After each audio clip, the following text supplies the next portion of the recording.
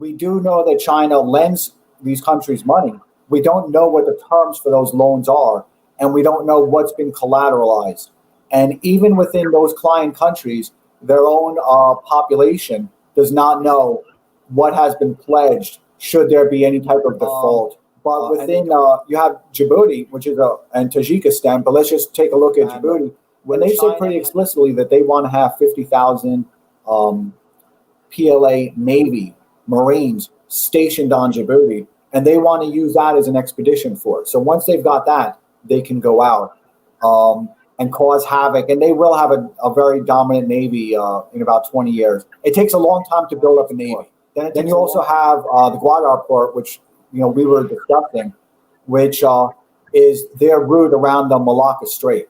So the Malacca, so they have their own ways of enforcing it for businesses. I see that China in November was already very vulnerable because they had a very large dollar-denominated debt, right? So a lot of their debt is held with is in American dollars, and there's a lot of American investment there. Yeah, and there's a lot of American investment there, and they've pledged their own collateral to service it, right? So it's a very complex banking relationship that we have.